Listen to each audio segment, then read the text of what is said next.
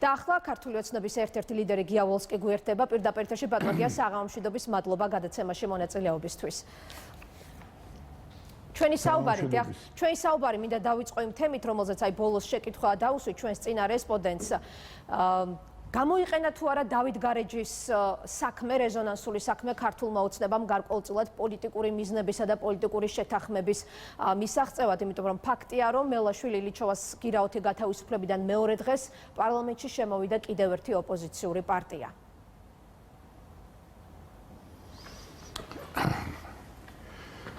საქმე იმაშია, რომ პირდაპირ კავშირი რომს გინდოდეს ნიშნები არ არის ამის. შეიძლება ვიღაცას თავის გამართლებისთვის უნდა რომ აი მე იქ შევედი, იმიტომ რომ ისინი გამოუშვეს გირაოთი. გირაოთი გამოშვება არაფერს არ ნიშნავს ჯერესერთ. და საერთოდ გამოშვებაზე არ არის აქ ლაპარაკი. პასუხისგებლობა აქვთ ამ ადამიანებს და სასამართლომ უნდა იმჟელოს და საბოლოო ვერდიქტი გამოიტანოს. გარეთ გამოშვება მოხდა მაშინ, როდესაც პროკურატურამ დაამთავრა პრაქტიკულად საგამოძიებო მოქმედებები. ძალიან მიჭირს, რომ ესეთ ბანალურ რამეს ვამბობ და არც ივერი მელაშვილი და არც ილიჩოვა, არც არავინ არ მემეტება იმისათვის, რათა ციხეში იჯდეს, მაგრამ ესე თავგამეტებით და ესე გააფთრებით ბრძოლა იმისათვის, რომ აღნიშნოთ, რომ არ გვეკუთვნის ეს დავით გარეჯი, რა უბედურებაა, ვისთან აგვაქვს საქმე, რა ველაპარაკოთ საერთოდ და რა თემაზე უნდა კონდეს შეთანხმება, მე ვერ წარმომიდგენია ეგ ერთი. და მეორე რა გამოიყენა, რას ნიშნავს, რა არ ქნეს ამათმა ეგ საქმე, თუ მოვიგონეთ რამე. ფაქტია, რომ მათი გათავისუფლება იყო როგორც ალეკო ელისაშვილი ამბობდა, მათი გამოშვება იყო მისთვის ერთ-ერთი პრინციპული საკითხი და ეს წინაპარასკევს დინარაძესთან და თალაკვაძესთან შეხვედრაზე რამდენჯერმე გაიმეორა ამ შეხვედრის შემდეგ. არ მინდა იცით ახლა ალეკო შეიძლება ამ თემაზე იყოს საუბარი, რომ სანამ სასამართლო იქნება ეს კაცი გამოვიდეს გარეთ და ეს საერთოდ ეს დამოკიდებულება ჰუმანური დამოკიდებულება ადამიანის მიმართ ასეთ შემთხვევაშიც კი არის საერთოდ ის რაც უნდა ახასიათებდეს ხელისუფლებასაც ამ ძალოვან სტრუქტურებსაც და სასამართლოს ნებისმიერ წესიერ ქვეყანაში არ უნდა ეს სადისტური მეთოდებით მართვა და ნუ ალეკომ თუ ამაში რაღაც წვლილი შეიტანა ეს არ არის მთავარი თემა. მთავარი თემა არის ის რომ არ უნდა ეს ზედმეტი იმაზე საუბარი ხალხთან რომ აი მე ეს თქვი მათმა დამიჯერეს ამიტომ შევდივარ. ძალიან სწორ საკეთებს ყველა. ჩემი ანტიპათიის მიუხედავად არ დავმალავ პოლიტიკური ძალების მიმართ ვინც რაღაც საკითხებთან დაკავშირებით აი ესე შემოვალ არ შემოვალ პარლამენტში მსჯელობენ. მე მაინც ვფიქრობ რომ ალიკოს ნაბიჯი და მისი კოლეგის ნაბიჯი არის ასე თუ ისე სახელმწიფოებრივია და სწორია. დღევანდელი დღით ხო არ იზომება ჩვენი სიცოცხლე არა? ისტორია ხო მიმდინარეობს. იცით რა, დღეს რამდენჯერმე გაიმეორეს თქვენმა თანაგუნდელებმა ამ შეთანხმების გაფორმების შემდეგ, რომ ელოდებით ალეკო ელისაშვილის მსგავსად ანალოგიური ნაბიჯების გადადგმას სხვა ოპოზიციონერი პოლიტიკოსების განაცდა. იგივე სოზარ სუბარმა თქვა, რომ ძალიან ბევრ პოლიტიკოს ოპოზიციიდან აქვს შემოსვლის სურვილი, მაგრამ არიან წნეხის ქვეშ. შეგიძლიათ დაკონკრეტება უფრო ვის გულისხმობს თქვენი გუნდი, როდესაც ასეთ განცხადებებს აკეთებს? არა დაკონკრეტება არც მინდა. არც მინდა და რაღაც იცით თითქოს ისეთი გზნობა მაქვს, რომ რაღაც ზნეობასა და უზნეობას შორის რაღაც წყალგამყოფზე ვსაუბრობ. ეს არის პრინციპები, ეს არის კოდექსი, რითიც ცხოვრობს გარკვეული ადამიანების ჯგუფი და არის მეორე მიდგომა, რომ სახელმწიფოს ჭირდება, არ ჭირდება დესტაბილიზაცია. ეხლა უსმინეთ ჩვენ ამ გაყალბებულია თუ არ არის გაყალბებული რა სისულელეებს ლაპარაკობენ სამწუხაროდ ჩვენი ზოგიერთი ოპონენტი და აგერ აღიარეს კიდევაც რა თვითონ იმ საერთაშორისო გამჭვირვალობამ რა იყო სამართლებმა რომ არ არის ხო იქ არაფერი აიცით რა განცდა მაქვს ისეთი თითქოს ბანალურ ჭეშმარიტებაზე ვლაპარაკობ და ამ ჭეშმარიტებიდან მინდა ისეთი რამ გამოვიყვანო, რომ ნაწილმა ჩემმა ოპონენტებმა ვთქვათ, ხანდახან უყურებ ხოლმე Facebook-ში აი ესეთი გააფთრებით და ეს არაკორექტულად შემთხვევაში წერონ ჩემზე, ჩემ კოლეგებზე და აქეთ ამ ხარემ კიდე ჩემმა ხარდამჭერებმა იმათ შეუტიონ და აგინონ და გავიდა ცხოვრება ამასობაში და ჩვენი პატარა ქვეყანა ამხელა გამოწვევების წინაშე მდგარი აქეთ და შიგნიდან, გარედან და აი ხალხი ვინც ეხა ჩვენ გვიყურებს, გაწამებული, დაღლილი უკვე აი ამდენი კამათისაგან მოგვეცეს რეალობად. ის რეალობად, რასაც ბავშვებს ვაყურებინებ და კონკრეტულად გეტყვით, აი ხლა მეტი ძალადობით იქნება თუ ცოტა ძალადობითო მთავრობა უნდა გადავაყენოთო, ჩემზე წინ ვინც იყო რომ საუბრობდა. ეს პასუხისგებლობა კი არ არის ის რაც მას უნდა რომ წარმოაჩინოს ქვეყნის წინაშე. ეს არის რაღაცა ყოყლოჩინობის და ამათ თვით დარწმუნებლობაც არ არის, მე მგონი ჰაერზეა ნათქვამი, მაგრამ ეს ამპარტავნების შედეგია. იგივე ჩემმა კაი ვინც თქვა ეხლა ოპონენტები ვინც გამოვიდნენ ამ გაყალბებაზე საუბრობენ ესე ხელაღებით. თავარ თემას ივიწყებენ, იცი, თავარ ფორმულას ივიწყებენ. რა ჭირდება ქვეყანას? რა ჭირდება ჩვენ პარტნიორ ქვეყნებს და რა მდგომარეობაა სოფლიოში და რეგიონში. ამასთან დაკავშირებით კონკრეტული პასუხები არსებობს. კონკრეტულ პასუხები და ამ პასუხებზე არ არსებობს არანაირი კომენტარი. მაგალითად თქვათ მე გიას ვოლსკის მომინდა ჩავატარო და ვფიქრობ რომ ვიცით რა მოდით იქნებ რიგარეში არჩევნები ჩავატაროთ. ან ვინმე ჩემ კოლეგას ან ყველას ერთად. რის საფუძველზე უნდა ჩავატარო, რახან ხათუნა გოგორიშვილმა თქვა ესე, ან თუნდაც გიორგი ვაშაძე, მან გინდა გუბასტანიკიძემ, ეს ხო არასწორია.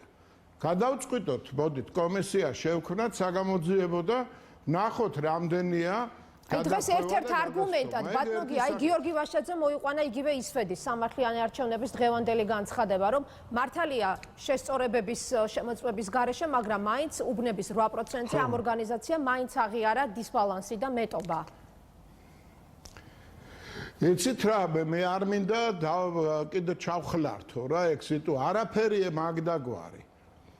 სულ არის 25 ბიულეტენი, რომელიც მეტობაშია მოსული აი ამდელი მთელი მასა ბიულეტენების რაოდენობიდან, სულ 25 ცალია ეგეთი, რაც შეიძლება ეს რას ნიშნავს, იცით? ხელი არ მოაწერა ვიღაცამ და ბიულეტენია და აი 25 რომც ჩაეგდო ვიღაცას ზედმეტი. ეს საერთოდ არაფერს აცვლის, 0 რაღაცა პროცენტია. და მაგაზეც ვეუბნებით, მოდით აი ყველგან სადაც თქვენ ამის ეჭვი გაქვთ, ვიდეო თვალიც გადავამოწმოთ. და რას ამბობენ, იცით? ამას როგორ არ მიაქცია არავინ ყურადღება, ამბობენ, რომ იცით რაო, ეხლა ამ ხნის განმავლობაში ოქმებს შეცვლიდნენ და ხალხს ატყუებენ და ვითომ არ არსებობს ის 12 თუ 13,000 ადამიანი ოპოზიციის წარმომადგენელი, კომისიის წევრი, ვინც ამ ოქს ხელი მოაწერა. გინდა შესწორების ოქმი. არაფერი მაგ დანაშაული შესწორების ოქმის არსებობაში არ არის. და უამრავი სხვა საკითხი, რომელმაც ამ ადამიანებმა შექმნეს ისეთი ინფორმაცია, რომლის საფუძველზე ბევრ ადამიანს ჩვენ საქართველოში გაუჩნდა ისეთი შტაბეშტილება, რომ მართლა ხომ არ მოხდა რაღაც манипуляციები. მოხდა შეტევა CSKO-ზე. აი ესეთი გააფთრებული შეტევა ფიზიკური ომში გაზრდა ამ საკითხების. აი ეს არის ის რეალობა, რასაც ჩვენ ბატონო, აი დღევანდელ შეთანხმებაზე მინდა კითხოთ, იქ ძალიან ბევრი საკითხია, საარჩევნო ცვლილებები, ადმინისტრაცია, ელექტრონული ტექნოლოგიების დანერგვა, იგივე საკრებულოს არჩევნებში ცვლილებების სისტემასთან დაკავშირებით, მაგრამ ერთ-ერთი მთავარი საკითხია ბარიერის დაწევა, თქვათ არაუმეტეს 3%-ისა და უშვებთ იმის ალბათობას, რომ 0-დან 3%-მდე თქვათ დისკუსიის საგანი გახდეს ბარიერის თემა, მაგრამ ამ ყველაფერს სჭირდება საკონსტიტუციო უმრავლესობა მინიმუმ 113 113 ხმა. აი როგორ წარმოგიდგენიათ ამ საკითხის თუნდაც გააქტიურება პარლამენტში, მაშინ როდესაც საკმარისი ხმები არ არის, საკმარისი წარმომადგენლობა არ არის ოპოზიციის მხრიდან. მაინც ოპტიმისტურად რჩებით ამ საკითხის მიმართ განწყობილი, რომ შეივსება ეს 113 ხმა, მოგროვდება? აი, ოპტიმისტურად, ჩემი ოპტიმიზმი განპირობებულია შეიძლება რაღაც იმ რწმენის გამო, რომ მაინც არ შეიძლება ადამიანებს პასუხისგებლობა არ ქონდეს თავის ქვეყნის წინაშე, პარტნიორების წინაშე და რომ არ შეიძლება ამ ადამიანებს არ ქონდეთ განცდა იმისი, რომ საზოგადოებამ შეიძლება სულ გარიყოს. ან ხვალინდელი დღე იყოს უფრო რაღაცა გაურკვეველი მათთვის. აქეთ გვიქადიან, რომ მთელ საზოგადოებას დესტაბილიზაციით ემუქრებიან, მაგრამ ეგ ერთი საკითხი. მეორე, ეხლა მე არ გამოურიცხავ იმას, რომ მოქალაქის პოზიციაც გათვალისწინებული ეგ არაერთ საკითხში და თუ კი პოზიციები დაემთხო ერთმანეთს, თქვათ, ალიკო ელისაშვილის გუნდის და ჩვენი გუნდის, ამაში არაფერი დასაძრახი არ არის და არანაირად არ რაღაც ამპარტავნება არ მალაპარაკებს, მაგრამ რეალურად თუ კი ამაზე შევთანხმდით და თუ კი ეს ხელმოწერა ამ საკითხებთან დაკავშირებით ღია, რატომ არ შეიძლება რომ ადამიანებს ქონდეთ განცდა რომ ამას შეუერთდნენ თუ არა და ვერ გავაკეთებთ ისეთ ცვლილებებს, რომელიც სჭირდება თქვათ ბარიერის დაწევას ან ეუთო ოდირის სხვადასხვა რეკომენდაციების შესრულებას. ქვეყანა ვერ წავა იმ გზით, რასაც სააკაშვილი კარნახობს. ვერ შეიქმნება ისეთი სიტუაცია ვერასოდეს საქართველოში, როდესაც შეიძლება რაღაც ოქროს შუალედის მოძებნა, თუ კი ერთი მხარე მუდმივად არის ორიენტირებული დესტაბილიზაციას. აი თქვენ როგორ ფიქრობთ, თუნდაც შემოვიდეს თქვათ გირჩი თეორიულად რომ დაუშვათ, ან იყვნენ მხოლოდ მოქალაქეები და პატრიოტთა ალიანსიდან შემოსული წევრები, ყოფილი წევრები ამ პარტიის. აი მაინც იცვლება თქვენი აზრით პოლიტიკური გარემო პარლამენტში? მრავალპარტიული იქნება ასეთ შემთხვევაში, როდესაც გარემო, იცით რა არის? რაოდენობაზე არ არის დამოკიდებული. ახლა პოლიტიკური გარემო მე ვერ ვიტყვი, არ ვიტყვი და როგორ ვინ მოვატყუო, ჩემი თავი თუ თქვენი მსმენელი და საზოგადოება არ არის კარგი. არ არის კარგი, მაგრამ რასაც გვპირდებიან, იმას ჯობია, ხო არ შეიძლება რომ ჩვენ ვაშაძის ჭკუაზე ვატაროთ მთელი ქვეყანა და იმის გამო რომ პოლიტიკურ საბოტაჟს ეწევიან, ამის გამო ქვეყანაში შევქმნათ ისეთი ვითარება, რასაც მე არ ვამბობ, რომ მაინც და მაინც გადაბმულია, ვთქვათ, იგივე რუსეთის ინტერესებზე და რაღაც კონსპირაციული მოლაპარაკებებია. მაგრამ ხომ ფაქტია, რომ ემთხვევა საქართველოში დესტაბილიზაციის, რეგიონში თავისი ინტერესების, ძალთა ბალანსის გადაწყობის, გადალაგების ინტერესი ემთხვევა აი ამ ჯგუფის ინტერესებს. ხო არ შეიძლება ჩვენ აი ამ დამთხვევას შევწიროთ ის, რასაც ქვეყნის სტაბილურობა ქვია. მე არ ვამბობ, რომ კარგი მდგომარეობაა, მაგრამ ფაქტია, რომ დღეს პარლამენტში არის სამი პოლიტიკური პარტია. რაოდენობრივად განსხვავებული, მაგრამ სამი პოლიტიკური პარტია, ვინც გაცილებით მეტი პასუხისგებლობით გამოირჩევა ქვეყნის წინაშე, ვიდრე ისინი, ვინც რევოლუციას გვთავაზობენ. ყველა ინტერესით ველოდებით 2 თებერვლის კენჭისყრას, როდესაც უნდა იმსჯელოთ უკვე 51 ოპოზიციონერი არჩეული დეპუტატისთვის მანდატების გაუქმების საკითხზე. ვიცით, რომ ერთიანი პოზიცია არ არის ქართულ ოცნებაში ჩამოყალიბებული და ინდივიდუალურად თქვენი თანაგუნდელები ამბობენ, რომ ისინი მაგალითად არ უჭერენ მხარს მოლაპარაკების კარის საბოლოო დახურვას და ამ საკითხს. აი ჩამოყალიბდა თქვენი გუნდი, თავისუფალი კენჭისყრა იქნება 2 თებერვალს. ცოტა დრო დაგვრჩა კიდე ამაზე სალაპარაკოთ, ალბათ ამ დღეს გამოვიყენებთ, მაგრამ პრიმიტიული ფორმულა რო გითხრათ და რო აღარ ჩავიდეს, არ გავიმეორო, რაც ადრე ვთქვი, რაც არის ნაციონალური მოძრაობა და ეს კლასტერი, რასაც გვთავაზობს, იმის საპირისპიროდ უნდა იმოქმედო, თუ გინდა რომ ქვეყანა არ დააზიანო. ეს ზოგადი ფორმულაა ჩემი აზრით. ამ შემთხვევაში იქნებ როდისმე დადგეს ახალ თაობაში ისეთი ვითარება, რომ შემაცვლევინოს ეგ აზრი. მაგრამ არის მეორე საკითხი კიდევ ნამდვილად ვადასტურებ ჩემ დამოკიდებულებას ამ საკითხის მიმართ. ესე იგი, ეს შეტევა, სიტყვა გააფთრებული ვიხმარე რამოდენიმეჯერ, მაგრამ სხვანაირად ვერ დავახასიათებ.